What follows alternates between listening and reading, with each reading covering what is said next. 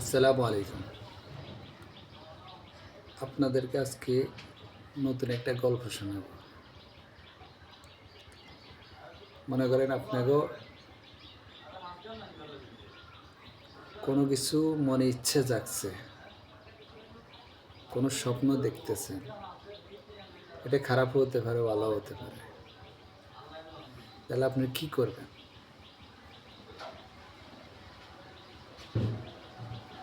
ধরেন মনে করেন ওই ইচ্ছে বাস্তবায়নের জন্য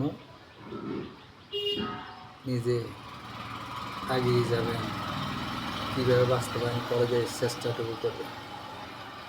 কিন্তু ওই ইচ্ছে যদি হয় একটা খুন, তা কি হতে পারে? 6 বন্ধু, তাদের ইচ্ছা জাগলো জেল কি জিনিস, জেলের ভিতরে কি কিরকম দেখার ইচ্ছে।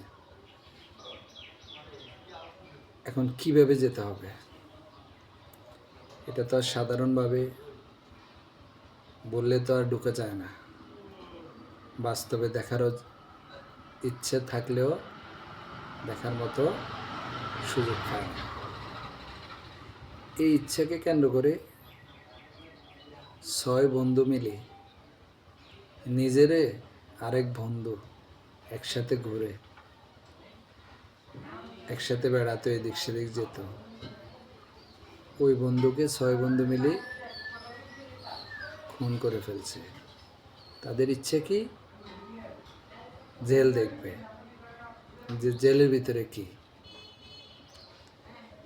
এবং কি এর ভিতরে আবার তারা কিশোর, তারা এটাও জানতো, এটাও ভাবতেছে যে কিশোর খুন করলে অল্প বয়স হিসেবে তাদেরকে মাফ করিয়ে দিতে পারে।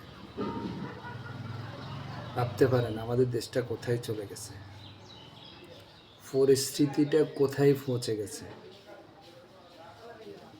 একটা মানুষকে খুন করে ফেলবে, সেটা মাথায় রাখে না যে তার সাথের বন্ধু এই পৃথিবীর থেকে বিদায় নিয়ে যাবে।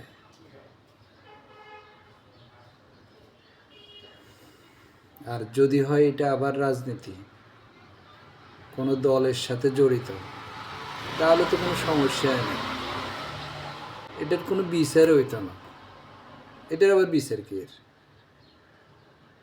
দলের প্রভাবে, ক্ষমতার পাওয়ারে সব শেষ হয়ে যাবে। হায় রে সোনার বাংলাদেশ।